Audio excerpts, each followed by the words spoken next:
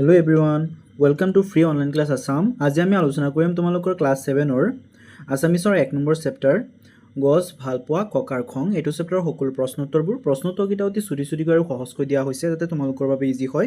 So ভিডিঅ'টো লাষ্টলৈকে চাবা আৰু চেনেলটো সাবস্ক্ৰাইব কৰি ৰাখিবা। তোমালোকে ভিডিঅ'টো চোৱাৰ আগতে এবাৰ চেপ্টাৰটো পঢ়ি চাবা, তেনেহ'লে প্ৰশ্নোত্তৰকেইটা অতি সহজতে বুজি পাবা। সো বলা কুৱেশ্যনকেইটালৈ আগবাঢ়ো।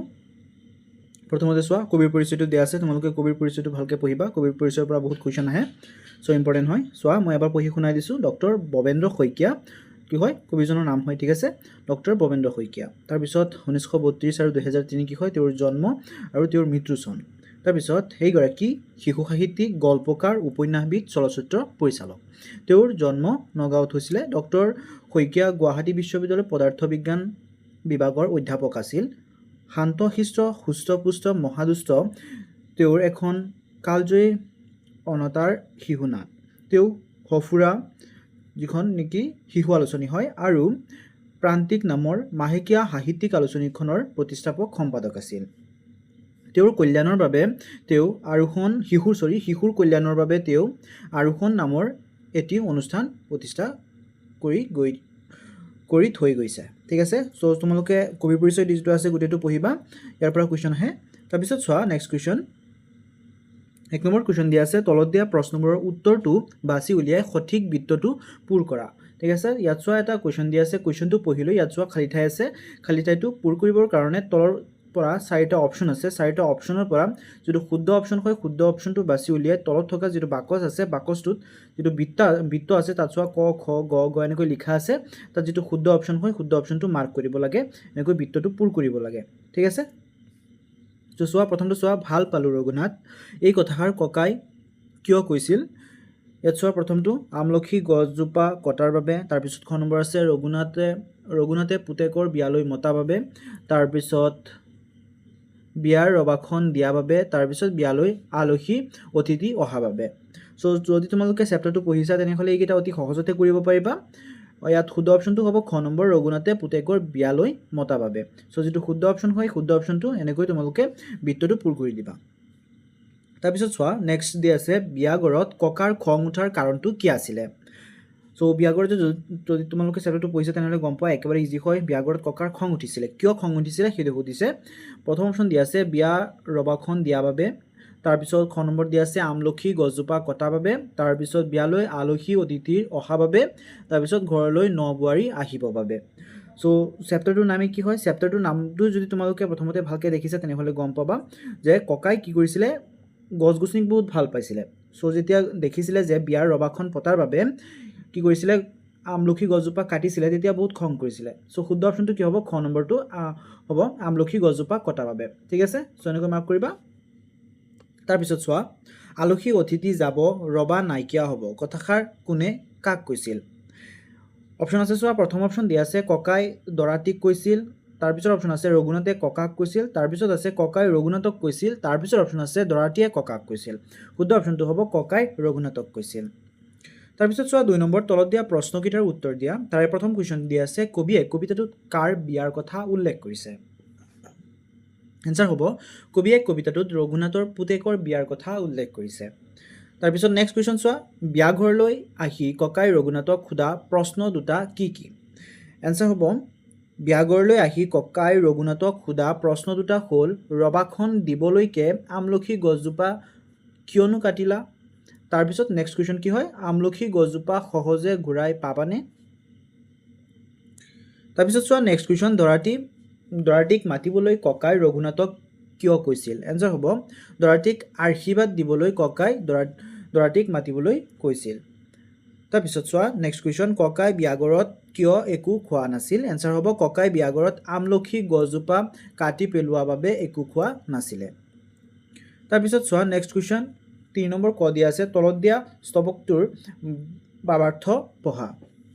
কি দিয়া আছে চোৱা, পিছে ৰবাখন দিবলৈকে আমলখি গছজোপা কিয়নো কাটিলা। তাৰপিছত চোৱা ইয়াত কি কৈছে, ইয়াৰ ভাৱাৰ্থটো ব্যাখ্যা কৰিছে। এই পদ্যভাষী ডক্টৰ ভৱেন্দ্ৰনাথ শইকীয়া গছ ভালপোৱা ককাৰ খং নামৰ পদ্যটোৰ পৰা লোৱা হৈছে। ইয়াত ককাজনে ৰঘুনাথৰ পুতেকৰ বিয়ালৈ আহি ৰবাতল ৰবাতল সোমাই আমলখি গছজোপা কাটি পেলোৱা দেখি ৰঘুনাথক প্ৰশ্ন কৰাৰ কথা প্ৰকাশ পাইছে। ৰঘুনাথৰ চোতালত এজোপা আমলখি গছ আছিল। কেৱল ৰবাখন দিবৰ বাবে সেই গছজোপা কটাৰ কাৰণে তেওঁ মনত বৰ দুখ পাইছে। সেইবাবে তেওঁ খঙেৰে ৰঘুনাথক কথাষাৰ সুধিছিল। চ' ইয়াত চোৱা, এইটো যিটো বাক্য দিছে সেই বাক্যটো ক'ৰ পৰা দিয়া হৈছে, ক'ৰ পৰা আনি দিয়া হৈছে এইটো উল্লেখ কৰিছে, আৰু লগতে এইটো কি প্ৰসংগত উল্লেখ কৰিছে সেইটো দিয়া হৈছে। ঠিক আছে, চ' এনেকৈ বাকী কেইটামান কুৱেশ্যন দিয়া আছে, সেইকেইটাও কৰিব লাগে। খ নম্বৰটো চোৱা, এতিয়া ওপৰৰ উদাহৰণটো চাই তলৰ স্তৱক দুটাৰ বাবাৰ্থ লিখা। চ' ওপৰটো যেনেকৈ চাইছা তোমালোকে ছেমকৈ তলত দিয়া আছে এইকেইটা কৰিব লাগে। গছজোপা কটাৰ বাবে লুচি ভাজি বহগুল্লা একোকে নাখাওঁ। উত্তৰ হ'ব, ৰঘুনাথে বিয়াৰ আয়োজন কৰিবলৈ গৈ এজোপা আমলখি গছ কাটি পেলোৱাত ককাই মৰ্মান্তিক দুখ পাইছে। গছৰ প্ৰতি থকা মৰমৰ বাবে তেওঁ বিয়াৰ সুস্বাদু আহাৰ নাখায় বুলি কৈছে। তাৰপিছত চোৱা, পিছে কোৱাচোন ৰঘুনাথ, আমলখি গছজোপা সহজে পাবানে ঘূৰাই? উত্তৰ হ'ব, বিয়াৰ ৰবাখন সাময়িক, কিন্তু এজোপা গছ ডাঙৰ হ'বলৈ বহু বছৰ লাগে। কটা গছজোপা যে ইমান সহজে ঘূৰাই পোৱা নাযাব, ককাই তাকে এই কথাষাৰৰ মাজেৰে বুজাইছে।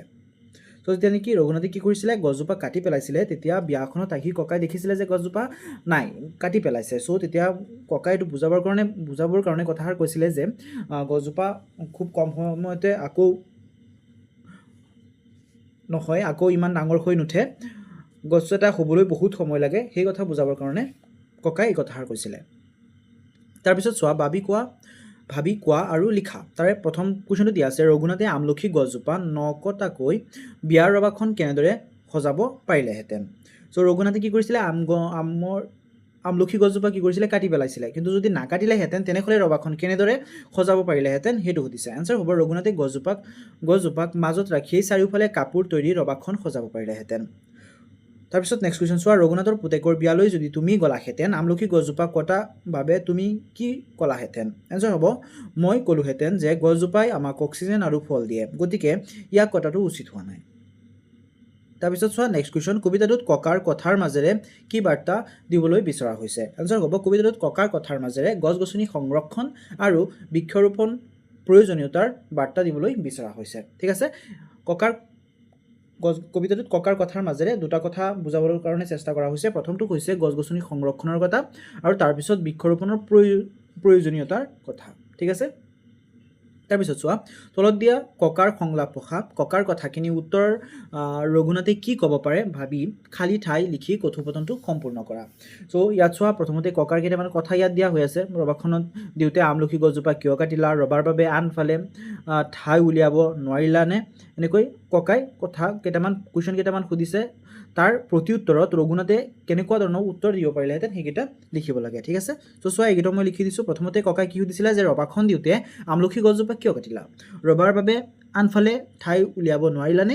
ইয়াৰ উত্তৰ কি ক'ব, ৰঘুনাথে, ককা ভুল হৈ গ'ল, ৰবাখন ডাঙৰকৈ দিবলৈ যাওঁতে গছজোপা মাজত পৰিল বাবে কাটি দিলোঁ। তাৰপিছত, হ'লেও ফল ধৰি থকা আমলখিজোপা কিয় কাটিলা?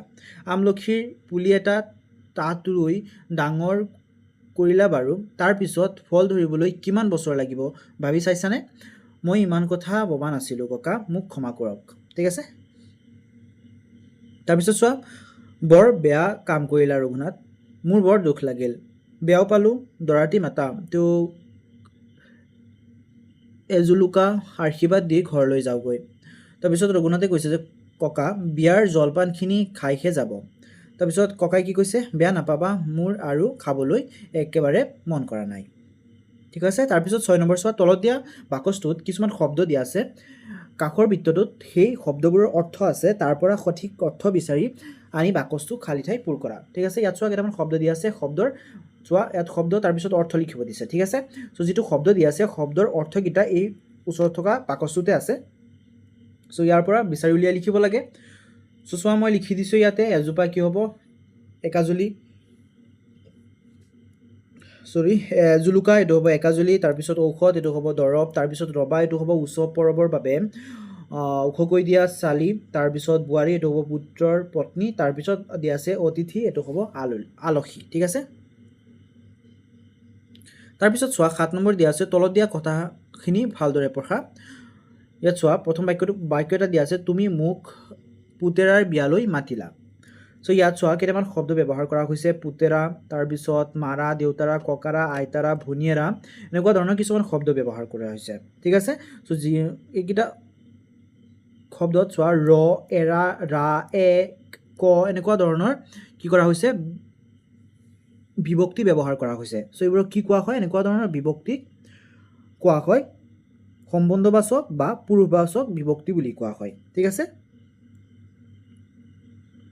তো তাৰপিছত চোৱা 8 নম্বৰ ব্যঞ্জনাৰ্থ আৰু স্বৰান্ত ব্যঞ্জনান্ত আৰু বিভিন্ন স্বৰান্ত সম্বন্ধবাচক শব্দৰ লগত ভিন ভিন পুৰুষবাচক বিভক্তি যোগ হয় তাৰ তালিকা কেইখনত তলৰ তালিকা কেইখনত এটাকৈ উদাহৰণে কি শব্দৰ লগত কি বিভক্তি যোগ হৈছে চাও আহা ঠিক আছে ইয়াত কৈছে যে ব্যঞ্জনান্ত যিকেইটা শব্দ আছে বা স্বৰান্ত যিকেইটা শব্দ আছে এনেকুৱা শব্দৰ লগত বেলেগ বেলেগ কৈ কি হয় বিভক্তি যোগ হয় পুৰুষবাচক বিভক্তি যোগ হয় ঠিক আছে সো এইকেইটা তলত দিয়া আছে এইকেইটা চোৱা যেনেকৈ চোৱা প্ৰথমটো ইয়াত চোৱা কি দিয়া আছে আকাৰান্ত সম্বন্ধবাচক শব্দৰ লগত কি যোগ হয় ৰা ৰ ক এনেকুৱা ধৰণৰ বিভক্তি যোগ হয় যেনেকৈ দেউতাৰ লগত কি বিভক্তি যোগ হৈছে ৰা বা ৰ ক দেউতাৰা দেউতাৰ দেউতাক দেউতাক এনেকৈ বেলেগ বেলেগ ধৰণৰ বিভক্তি যোগ হৈছে এনেকৈ বাকীকেইটা দিয়া আছে চাবা প্ৰথমটো চোৱা ইয়াত হৰ্ষই দীৰ্ঘই ঐ এইকেইটাৰ লগত কেনেকুৱা ধৰণৰ বিভক্তি যোগ হয় এৰা এৰ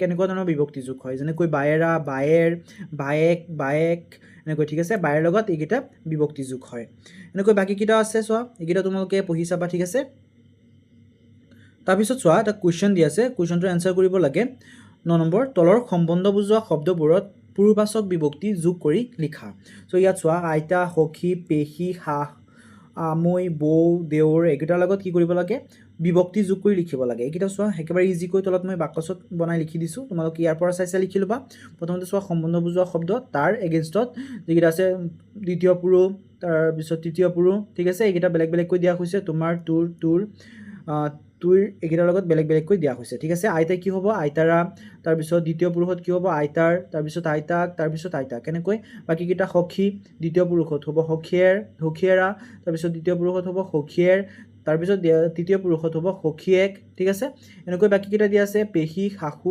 আমৈ বৌ দেউৰ ঠিক আছে ৰা যোগ কৰা হৈছে তাৰপিছত অকল ৰ তাৰপিছত ক ঠিক আছে এনেকৈ একেবাৰে ইজি হয় তোমালোকে এবাৰ পঢ়িলে পেটাৰ্ণটো বুজি পাই যাবা আৰামত তোমালোকে এইকেইটা কৰিব পাৰিবা সো মই ইমান লেন্দিকে কোৱা নাই তোমালোকক সিমান ডাঙৰকৈ বুজাই কোৱা নাই তোমালোকে এইকেইটা ইয়াৰ পৰা চাই লিখি ল'বা তোমালোকে সহজতে বুজি পাই যাবা তাৰপিছত নেক্সট হোৱা তলৰ বাক্যকেইটাত দুটাকৈ সম্বন্ধবাচক শব্দ ৰূপ দিয়া আছে তাৰে অশুদ্ধটো কাটি লিখা তো তলত চোৱা এটা বাক্য দিয়া হৈ আছে বাক্যটোত কি কৰা আছে এনেকৈ দুটাকৈ সম্বন্ধবাচক শব্দ দিয়া হৈ আছে সো ইয়াৰ পৰা যিটো শুদ্ধ হয় শুদ্ধটো ৰাখিব লাগে আৰু যিটো অশুদ্ধ হয় সেইটো কাটি দিব লাগে ইয়াত চোৱা এইকেইটা মই যিকেইটা শুদ্ধ হয় সেইটো ৰাখি তাৰপিছতো যিটো অশুদ্ধ হয় সেইটো কাটি দিছোঁ যেনেকৈ প্ৰথমটো চোৱা তোমাৰ দেউতাৰা ইয়াত আছে দেউতাৰা আৰু দেউতাৰ আছিলে তাৰ পৰা দেউতাৰ যিটো এইটো ভুল হ'ব এইটো কাটি দিছোঁ তেনেকৈ তলৰটো এইটো ভুল হ'ব এইটো কাটি দিছোঁ তেওঁৰ খুৰী এক হ'ব এইটো ভুল যিটো আছে এইটো কাটি দিছোঁ ঠিক আছে তাৰপিছত দিয়া আছে আমাৰ মামাই নাচিব জানে ঠিক আছে ইয়াত কি হ'ব এইটো দুইটাই শুদ্ধ হয় আচলতে ইয়াৰ পৰা এটা নহ'ব ঠিক আছে তাৰপিছত নেক্সট যিটো দিয়া আছে এইটা ঠিক আছে যিকেইটা অশুদ্ধ হয় সেইটো কাটি দিছোঁ যিটো শুদ্ধ হয় সেইটো ৰাখি দিছোঁ তো তোমালোকে ইয়াৰ পৰা লিখি ল'বা তাৰপিছত চোৱা বান্ধনিৰ ভিতৰত থকা সম্বন্ধ বুজোৱা শব্দৰ লগত পুৰুষবাচক বিভক্তি যোগ কৰি খালী ঠাই পুৰোৱা ইয়াত চোৱা কি কৰিছে পুৰুষবাচক শব্দৰ লগত বিভক্তি যোগ কৰিব লাগে যেনেকৈ তোৰ ইয়াত দিয়া আছে মাহী ঠিক আছে ইয়াৰ পুৰুষবাচকটো কি হ'ব মাহীয়েৰৰ ঠিক আছে এনেকৈ বাকীকেইটা চোৱা তলত দিয়া আছে ককাই ইয়াত হ'ব ককাই খেতি কৰে ঠিক আছে এনেকৈ বাকীকেইটা গোটেইকেইটা কৰি থোৱা হৈছে চোৱা তোমালোকৰ খুৰাৰাক হ'ব তাৰপিছত কিতাপখন বলৈ তাৰপিছত তেওঁৰ শহুৰেকৰ তাৰপিছত তাই ভায়েকক বৰ মৰম কৰে তাৰপিছত আপোনাৰ ভনীয়েক আহি আছে ঠিক আছে এইকেইটা তোমালোকে ইয়াৰ পৰা চাই লিখি ল'বা একেবাৰে ইজি হয় অতি সুন্দৰকৈ লিখি দিয়া হৈছে তাৰপিছত চোৱা নেক্সট জ্ঞান সম্প্ৰসাৰণত ইয়াত পঢ়িব লাগে তোমালোকে পঢ়িবা ঠিক আছে তাৰপিছত চোৱা নেক্সট কুৱেশ্যন চোৱা ক নম্বৰ কুৱেশ্যন দিয়া আছে গছপুলি এটা ৰুই ডাঙৰ দীঘল কৰিবলৈ তাৰ কিদৰে যতন ল'ব লাগে এনসাৰ হ'ব গছপুলি এটা ৰোৱাৰ পিছত তাক তৃণভোজী প্ৰাণীৰ পৰা ৰক্ষা কৰিবলৈ জেওৰা দিব লাগে তদুপৰি মাজে সময়ে তাৰ গুৰিত পানী সাৰ দিয়াৰ লগতে অপতৃণবোৰ পৰিষ্কাৰ কৰি আপডাল কৰিব লাগে ঠিক আছে তাৰপিছত চোৱা নেক্সট কুৱেশ্যন, আমলখিৰ দৰে ঔষধি গুণ থকা কি ফলৰ গছ তোমালোকে দেখিছা? এনচাৰ হ'ব এবিধ গছ আন কেইবিধমান ঔষধি গুণ থকা কেইবিধমান ফলৰ গছ হ'ল শিলিখা, নিম, মধুৰিআম, বেল আদি। ঠিক আছে। তাৰপিছত চোৱা, যধে মধে গছ গছনি কটা বন্ধ কৰিবলৈ আমি কি কি কৰিব পাৰোঁ? এনচাৰ হ'ব গছ গছনি কটা বন্ধ কৰিবলৈ আমি মানুহৰ মাজত সজাগতা সৃষ্টি কৰিব পাৰোঁ, পৰিৱেশৰ ওপৰত গছৰ গুৰুত্ব আৰু গছে কেনেদৰে প্ৰাকৃতিক ভাৰসাম্য ৰক্ষা কৰে সেই বিষয়ে ৰাইজক বুজাব পাৰোঁ, লগতে সঘনাই বৃক্ষৰোপণ কাৰ্যসূচী হাতত ল'ব পাৰোঁ। ঠিক আছে। চ' ইয়াত কি কি কৈছে? প্ৰথমতে আমি কি কৰিব পাৰোঁ? সজাগতা, মানুহক এইটো বিষয়ত সজাগতা কৰিব পাৰোঁ, যেনেকৈ আমি আমাৰ গাঁৱত গৈ সকলোকে এইটো বুজাব পাৰোঁ যে গছ গছনিৰ কিমান ইম্পৰ্টেঞ্চ হয়, গছ গছনি আমাৰ প্ৰকৃতিৰ ভাৰসাম্য ৰক্ষাৰ কাৰণে কিমান দৰকাৰী হয়, লগতে আমি অত্যাধিক পৰিমাণে গছ গছনি নতুনকৈ ৰুই আমি কি কৰিব পাৰোঁ? গছ গছনি কটাৰ পৰা ৰক্ষা কৰিব পাৰোঁ। ঠিক আছে। তাৰপিছত চোৱা 11 নম্বৰ, তলত দিয়া দিৱসবোৰৰ বিষয়ে তথ্যভিত্তিক টোকা লিখা। তাৰ ভিতৰত আছে বিশ্ব বন দিৱস, তাৰপিছত ধৰিত্ৰী দিৱস, তাৰপিছত বিশ্ব পৰিৱেশ দিৱস। ঠিক আছে। এইকেইটা কৰিব লাগে। ইয়াত চোৱা, এইকেইটা কৰি দিছোঁ মই। বিশ্ব বন দিৱস এইটো কেতিয়া পালন কৰা হয়? প্ৰথমতে এইটো দিয়া হৈছে প্ৰতি বছৰে 21 মাৰ্চৰ তাৰিখে বিশ্ব বন দিৱস পালন কৰা হয়। ইয়াৰ মূল উদ্দেশ্য হৈছে বনভূমি সংৰক্ষণৰ প্ৰতি সজাগতা বৃদ্ধি কৰা। তাৰপিছত ধৰিত্ৰী দিৱস, এইটো হ'ব প্ৰতি বছৰে 22 এপ্ৰিল তাৰিখে পৃথিৱীৰ পৰিৱেশ সুৰক্ষাৰ প্ৰতি মানুহক সজাগ কৰিবলৈ এই দিৱস পালন কৰা হয়। তাৰপিছত বিশ্ব পৰিৱেশ দিৱস প্ৰতি বছৰে 5 জুন তাৰিখে বিশ্ব পৰিৱেশ দিৱস পালন কৰা হয়। ঠিক আছে। তাৰপিছত চোৱা 12 নম্বৰ, তলত দিয়া পোষ্টাৰ কেইখনত বিশ্ব পৰিৱেশ দিৱসৰ বাবে একোটাকৈ শ্লোগান দিয়া। এইকেইটা চোৱা, শ্লোগানকেইটা মই লিখি দিছোঁ, ইয়াৰ পৰা তোমালোকে লিখি ল'বা। এইকেইটা ইমান এক্সামৰ কাৰণে ইম্পৰ্টেণ্ট নহয়, যদি তোমালোকে লিখি ল'বা। ঠিক আছে। প্লাষ্টিক ব্যৱহাৰ বৰ্জন কৰক, পৰিৱেশ বচাওক। তাৰপিছত গছ ৰুৱক, পৃথিৱী বচাওক। তাৰপিছত পানীৰ অপচয় ৰোধ কৰক, জীৱন বচাওক। ঠিক আছে। তাৰপিছত চোৱা 13 নম্বৰ দিয়া হৈ আছে, তলত দিয়া কথোপকথন কিনি পঢ়ি তৰ্ক প্ৰতিযোগিতাৰ নিয়ম শিকোৱা আশা। ঠিক আছে। চ' ইয়াত দুই তিনিজনৰ মাজত তৰ্ক প্ৰতিযোগিতাৰ এটা স্ক্ৰিপ্ট দিয়া হৈ আছে, তোমালোকে এইটো পঢ়িবা। ঠিক আছে। তাৰপিছত চোৱা, এনেকৈ খ নম্বৰটো দিয়া আছে, সদনৰ মতে অসমৰ মানুহে গছপুলি ৰুব নালাগে, কেৱল গছ গছনি নাকাটিলেই হ'ল। বিষয়টো সম্পৰ্কে শ্ৰেণীকোঠাত তৰ্ক প্ৰতিযোগিতা অনুষ্ঠিত কৰা, দুটা দলত ভাগ হৈ সপক্ষে আৰু বিপক্ষে যুক্তি দিয়া। ঠিক আছে। ইয়াত কৈছে যে অসমৰ সদনে কি কয়? সদনৰ মতে যে অসমৰ মানুহে গছপুলি কি হ'ব? ৰুব নালাগে, নতুনকৈ ৰুব নালাগে, বাছ গছপুলি যিকেইটা অলৰেডি আছে সেইকেইটা নাকাটিলেই হ'ল বুলি কৈছে। কিন্তু এইকেইটাৰ তোমালোকে এইটো বিষয়ৰ ওপৰত কি কৰিব লাগে? তৰ্ক প্ৰতিযোগিতা অনুষ্ঠিত কৰিব লাগে, ইয়াৰ যুক্তি সপক্ষে আৰু বিপক্ষে দিব লাগে। ঠিক আছে। ইয়াত চোৱা, প্ৰথম বিষয়টো কি হয়? গছপুলি ৰুব নালাগে, কেৱল গছ নাকাটিলেই হ'ল। প্ৰথমতে ইয়াৰ সপক্ষে যুক্তি কি হ'ব? সপক্ষ হ'ব প্ৰাকৃতিক শক্তি। অসমৰ মাটিত গছ নাকাটিলেও প্ৰকৃতিয়েই নিজে গছ গজাই লয়। তাৰপিছত বেছি লাভ, এটা পুৰণি গছে যিমান অক্সিজেন দিয়ে 100টা সৰু পুলিও সিমান দিব নোৱাৰে। সুৰক্ষা, ৰোৱা পুলি প্ৰায়ে মৰি যায়, গতিকে থকা গছবোৰ ৰক্ষা কৰাহে আচল কাম। কিন্তু বিপক্ষে কি হ'ব? ঘাটি পূৰণ, উন্নয়নৰ বাবে কটা যোৱা গছৰ ঠাইত নতুনকৈ গছ ৰোৱাটো প্ৰয়োজন। তাৰপিছত প্ৰদূষণ ৰোধ, বৰ্তমানৰ গছখিনি গোলকীয় উষ্ণতা ৰোধ কৰিবলৈ পৰ্যাপ্ত নহয়। তাৰপিছত চহৰীকৰণ, চহৰত খালী ঠাই কম, গতিকে তাত আমি নিজেই গছ ৰুব লাগিব। ঠিক আছে। তাৰপিছত প্ৰকল্প দিয়া আছে 14-15 নম্বৰ, এইকেইটা তোমালোকে কৰিবা। প্ৰকল্প আচলতে তোমালোকৰ কাৰণে দিয়া হয় যাতে তোমালোকৰ লিখিব আৰু পঢ়িব পৰা গুণটো বৃদ্ধি পায়, সেইকাৰণে তোমালোকক প্ৰকল্প দিয়া হয়। ঠিক আছে। চ' এইকেইটা তোমালোকে কৰিবা। তাৰপিছত চোৱা 16 নম্বৰ দিয়া আছে, তলত দিয়া ছবিখনত থকা খালী ঠাইত একোটাকৈ সংলাপ লিখা। ঠিক আছে। ইয়াত চোৱা, প্ৰথমতে চৰাই এটা দিয়া আছে, চৰাই এজনী দিয়া আছে, তাৰপিছত গছ এটা দিয়া হৈ আছে। ঠিক আছে। চ' দুইজনৰ মাজত এটা কথোপকথন লিখিব লাগে। প্ৰথমটোত চোৱা, গছ বন্ধু, চৰাইয়ে কৈছে, গছ বন্ধু, তোমাৰ ডালত মই এটা বাঁহ সাজিব পাৰিমনে? গছে কৈছে, নিশ্চয় পাৰিবা। মোৰ এই গছপাতবোৰ তোমালোকৰ দৰে পাখীৰ আশ্ৰয়ৰ বাবেই। ঠিক আছে। তাৰপিছত চোৱা 17 নম্বৰ দিয়া আছে, পৰিৱেশ সংৰক্ষণ বিষয়ত এখন ছবি আঁকি ৰং কৰি বুলোৱা। ঠিক আছে। ইয়াত ছবি এটা আঁকিব লাগে, য'ত তোমালোকৰ ছবিটোত এইটো দেখুওৱা হয় যে পৰিৱেশ সংৰক্ষণ কৰিব লাগে, পৰিৱেশ সংৰক্ষণ কেনেকৈ কৰিব লাগে তাৰ ওপৰত এটা ছবি আঁকিব লাগে। ঠিক আছে। চ' মই তোমালোকৰ কাৰণে ছবিটো চোৱা এটা ৰেফাৰেঞ্চ দিছোঁ, তোমালোকে ছবিটো ইয়াৰ পৰা চাই, ঠিক আছে, ছবিটো ইয়াৰ পৰা চাই তোমালোকে আঁকিব পাৰা। ঠিক আছে। আঁকি লৈ তাৰপিছত ৰং দিবা। সো ষ্টুডেণ্টছ সেইখিনিতে তোমালোকৰ এইটো চেপ্টাৰৰ সকলো প্ৰশ্ন উত্তৰবোৰ শেষ হৈছে যদি ভিডিঅ'টো ভাল লাগিছে তেনেহ'লে লাইক কমেণ্ট শ্বেয়াৰ এটা কৰিবা আৰু চেনেলটো ছাবস্ক্ৰাইব কৰি ৰাখিবা লগতে নেক্সট চেপ্টাৰৰ ভিডিঅ'ৰ লিংকটো এইটো ভিডিঅ'ৰে ডেছক্ৰিপশ্যন বক্সত পাই যাবা তাৰ পৰা চাব পাৰিবা লগতে তোমালোকক মই সাজেষ্ট কৰিম যে এইটো চেনেলৰ প্লেলিষ্টটো ভিজিট কৰিবা তাত সকলো চেপ্টাৰৰ ভিডিঅ'বোৰ চিৰিয়েলকৈ দিয়া আছে তোমালোকে তাৰ পৰা চাব পাৰিবা ভিডিঅ'টো লাষ্টলৈকে দেখাৰ বাবে ধন্যবাদ